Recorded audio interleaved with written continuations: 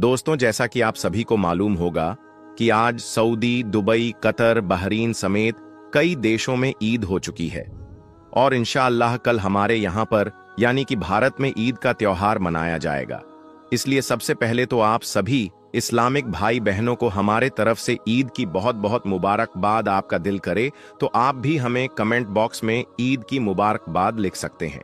आज हम आपको ईद के चांद के हवाले से एक बहुत बड़ी खबर बताने वाले हैं और आपको बताने वाले हैं कि हमारे यहाँ पर यानी कि भारत में ईद 2025 का चांद है, कब और कितने बजे दिखाई देगा और फिर ईद का त्योहार कब मनाया जाएगा, यानी कि ईद की नमाज कितनी तारीख को पढ़ी जाएगी। इस खबर को लेकर दिल्ली के शाही इमाम ने क्या बड़ा ऐलान किया है, जानकर यकीनन आप सबका दिल खुश हो जाएगा, आप खुशी से झूम उठोगे। इसलिए आज का यह वीडियो आप सभी के लिए बहुत खास है, आप इसको आखिर तक जरूर देखें। और सबसे पहले, अगर आपको ईद आने की खुशी हो रही है तो आप इस वीडियो को दिल से एक लाइक जरूर कर दें और मेहरबानी करके इसे शेयर भी कर दें ताकि और भी लोगों के पास में यह वीडियो पहुंच जाए। तो चलिए दोस्तों, शुरू करते हैं। दोस्तों, जैसा कि आप सभी को मालूम होगा, आज यानी कि 30 मार्च एतवार के दिन सऊदी, दुबई, कतर, बहरीन समेत कई देशों में आज ईद हो चुकी है, यानी कि ईद की नमाज इन देशों में पढ़ी जा चुकी है। क्योंकि आपको मालूम है कि हमारे यहाँ पर रमजान का आगाज इन देशों से एक दिन के बाद में हुआ था, यानी कि इन देशों में चांद हमारे यहाँ से एक दिन पहले दिखाई देता है। यही वजह है कि इन देशों में 29 रोजे रखने के बाद ईद मनाई गई है, जबकि हमारे यहाँ पर आज 29वां रोजा चल रहा है। अब जैसा कि हमने आपको कल ही बता दिया था कि सऊदी अरब की चांद कमेटी ने कल दिन में ही इस बात को साफ कर दिया था। इस बार यानी कि 2025 में 29 रोजों के बाद ही ईद का त्योहार मनाया जाएगा। यही वजह रही कि फिर कल शाम को जिन देशों में 29 रोजे पूरे हो चुके थे, उन देशों में कल शाम को ईद का चांद नजर आ चुका था। और आज उन देशों में जिनमें सऊदी, दुबई, कतर, बहरीन समेत कई देश शामिल है, आज उन देशों में ईद की नमाज पढ़ी जा चुकी है। लेकिन इसके साथ ही सऊदी अरब ने इस बात को भी साफ कर दिया था कि जिन इलाकों में रमजान का आगाज एक दिन के बाद में हुआ था, उन जगहों पर ईद का चांद एक दिन के बाद ही दिखाई देगा, यानी कि आज 30 मार्च 2025 की शाम को दिखाई देगा। और फिर इन देशों में ईद का त्योहार कल यानी कि 31 मार्च 2025 के दिन मनाया जाएगा, जिनमें हमारा देश भारत, पाकिस्तान, बांग्लादेश, नेपाल समेत कई देश शामिल हैं। इन देशों में ईद का त्योहार कल मनाया जाएगा। दोस्तों, इस खबर को देखते हुए अभी अभी पाकिस्तान की चांद कमेटी के अब्दुल खबीर आजाद की तरफ से भी ईद की चांद को लेकर एक बहुत बड़ा बयान सामने आया है। अब्दुल आजाद ने कहा है कि शव्वाल के चांद की पैदाइश हो चुकी है। आज शाम तक यानी कि आज 30 मार्च 2025 की शाम और रात तक ईद के चांद की उम्र तकरीबन 20 घंटे हो चुकी होगी और इसके साथ ही चांद की बुलंदी भी 9 डिग्री तक पहुंच जाएगी। इसलिए आज शाम 6 बजे 4 पर हमारे यहाँ पर यानी कि भारत और पाकिस्तान में ईद का चांद बआसानी देखा जा सकेगा। और यही नहीं, आज शाम तकरीबन 55 मिनट तक ईद का चांद देखा जा सकेगा। दोस्तों, अब आपको बताते हैं कि ईद के चांद को लेकर दिल्ली के शाही इमाम का क्या बड़ा बयान सामने आया है। अभी अभी दिल्ली के शाही इमाम ने भी यह खबर जारी की है कि कल जिन देशों में 29 रोजे पूरे हो चुके थे, उन देशों में आज यानी कि 30 मार्च 2025 एतवार के दिन ईद का त्योहार मनाया जा चुका है, यानी कि उन देशों में आज ईद की नमाज हो चुकी है।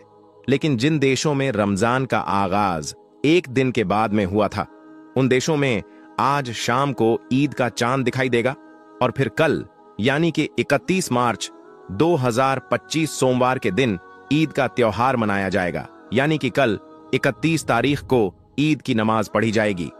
तो दोस्तों, इन सारी खबरों को देखते हुए इस बात की उम्मीद लगाई जा रही है कि आज शाम को यानी कि आज 30 मार्च 2025 की शाम को हमारे यहाँ पर यानी कि भारत, पाकिस्तान, बांग्लादेश समेत वो तमाम देश जिन देशों में आज 29 रोजे पूरी हो रही हैं, इन सभी देशों में आज से आपको ईद का चांद दिखाई देने की पूरी पूरी उम्मीद है। और अगर आज हमारे यहाँ पर ईद का चांद दिखाई दे देता है तो फिर कल यानी कि 31 मार्च 2025 सोमवार के दिन हमारे यहां पर भी ईद का त्योहार मनाया जाएगा।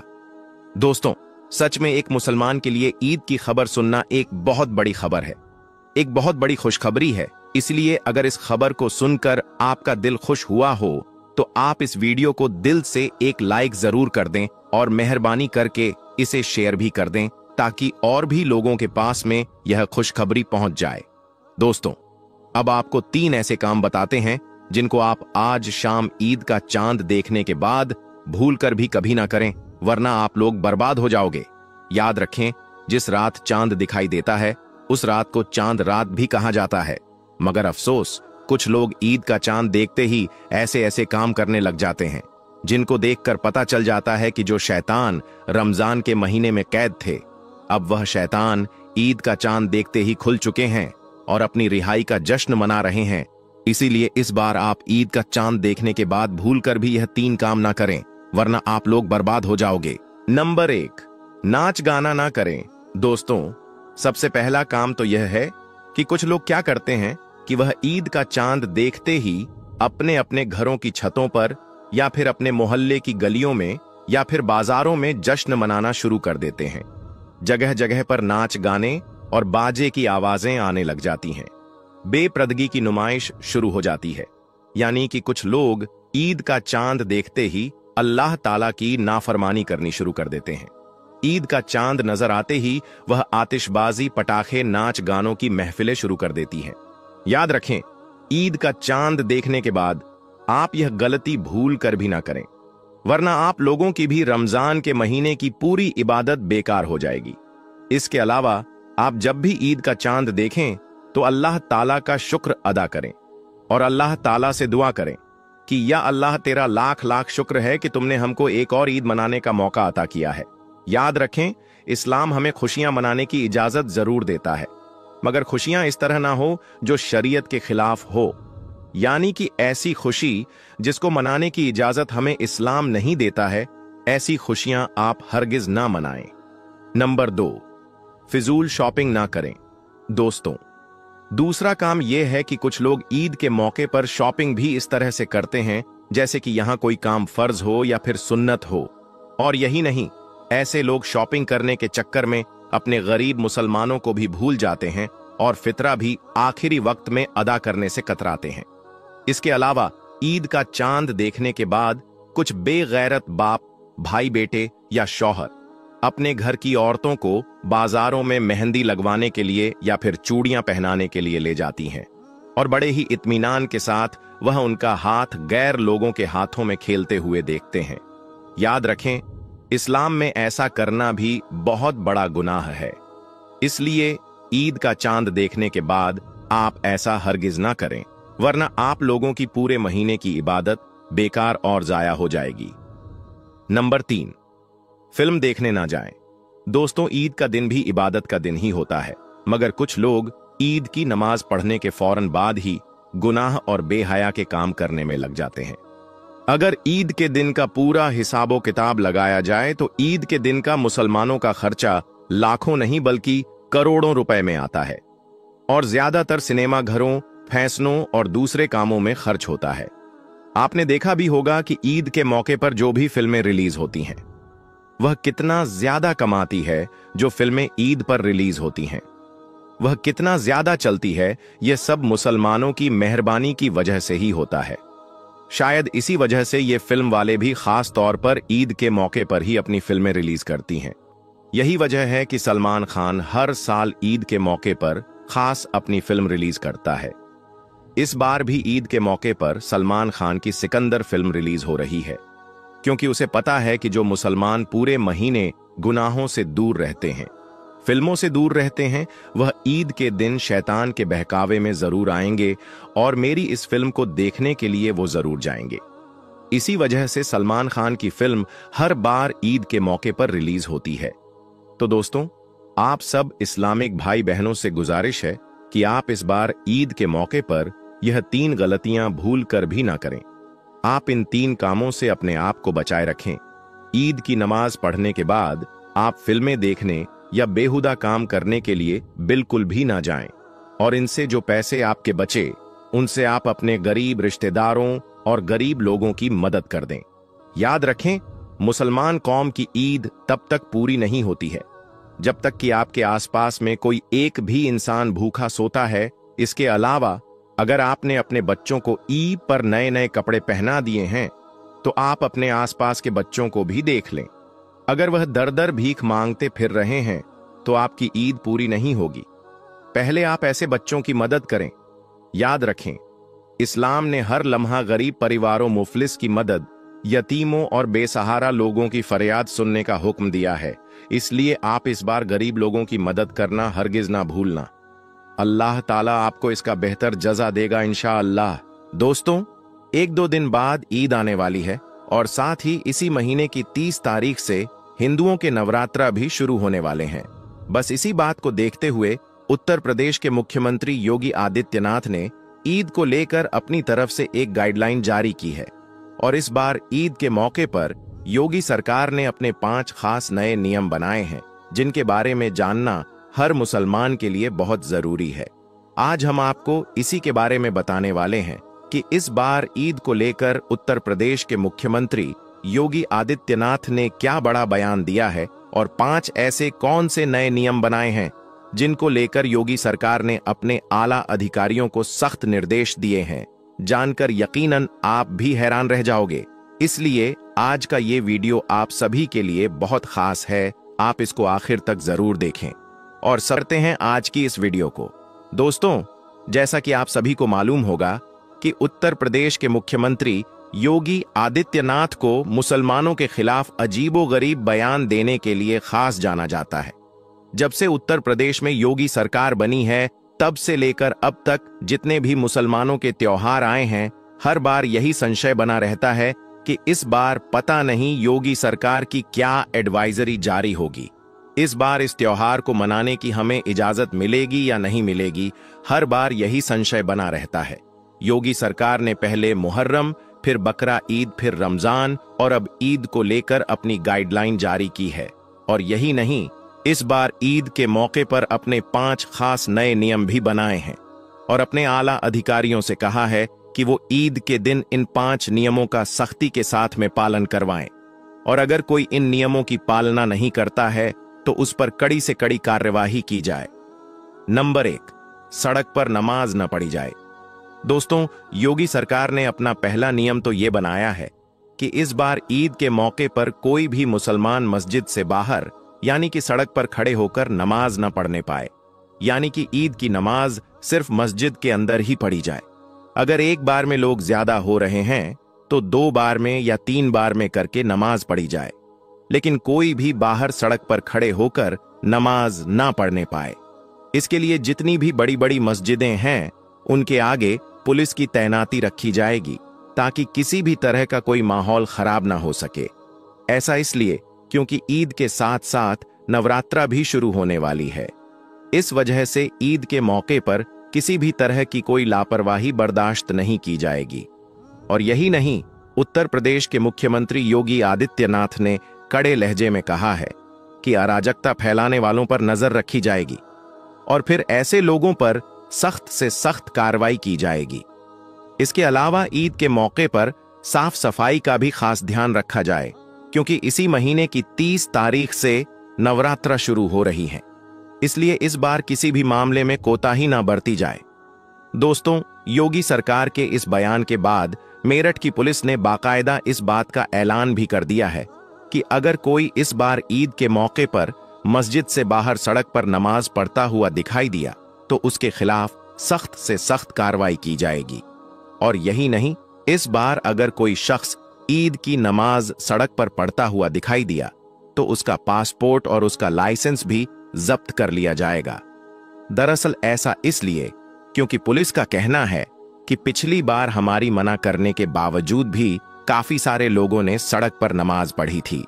ये देखकर फिर हमने तकरीबन 200 लोगों पर मुकदमा दर्ज किया था, लेकिन फिर उनमें से तकरीबन लोग बाहर विदेश भाग गए थे। बस इसी बात को देखते हुए इस बार हमने ये नियम लागू किया है ताकि कोई भी बाहर सड़क पर नमाज ना पढ़ने पाए और अगर कोई पढ़ता हुआ दिखाई दे दिया तो उस पर कड़ी से कड़ी कार्रवाई हो सके। यानी कि ऐसा करने वाला आरोपी विदेश ना भाग जाए, इसलिए ऐसे लोगों के पासपोर्ट जब्त किए जाएंगे। और यही नहीं, इस बार योगी सरकार का यह भी कहना है कि कोई भी ईद के मौके पर सड़क पर नमाज ना पढ़े और ना ही अपने अपने घरों की छतों पर कोई नमाज पढ़े। ईद की नमाज सिर्फ मस्जिद के अंदर ही पढ़ी जाए, और अगर कोई इस आदेश का पालना नहीं करता है तो उस पर कड़ी से कड़ी कार्रवाई की जाए।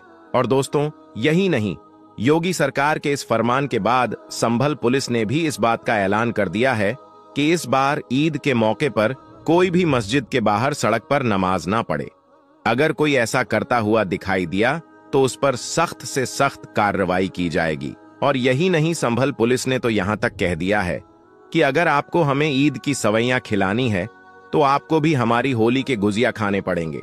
अब दोस्तों, एक तरफ ये लोग ऐसी ऐसी बातें कर रहे हैं, वहीं पर दूसरी तरफ मोदी सरकार इस बार ईद के मौके पर 22 लाख मुसलमानों को ईद की ईदी देने का ऐलान कर चुकी है। यानी कि मोदी सरकार ईद के मौके पर एक योजना लेकर आई है जिसका नाम रखा है सौगाते मोदी, जिसके तहत देश के 22 लाख मुसलमानों को ईद का तोहफा दिया जा रहा है, जिसमें खाने पीने का सामान है, कपड़े हैं, औरतों के लिए सूट है, मर्दों के लिए कुर्ता पाजामा है, दाल चावल है, सवैयां है और सरसों का तेल है, चीनी मेवा और खजूर है। मतलब कि एक तरफ लोग ऐसी ऐसी बातें कर रहे हैं, वहीं पर दूसरी तरफ प्रधानमंत्री नरेंद्र मोदी मुसलमानों को खुश करने में लगे हुए हैं। खैर, जो भी हो, मेरी आप सबसे यही गुजारिश है कि आप इस बार ईद के मौके पर यह गलती भूल कर भी कभी ना करें, यानी कि मस्जिद के बाहर खड़े होकर, यानी कि सड़क पर खड़े होकर आप नमाज ना पढ़ें।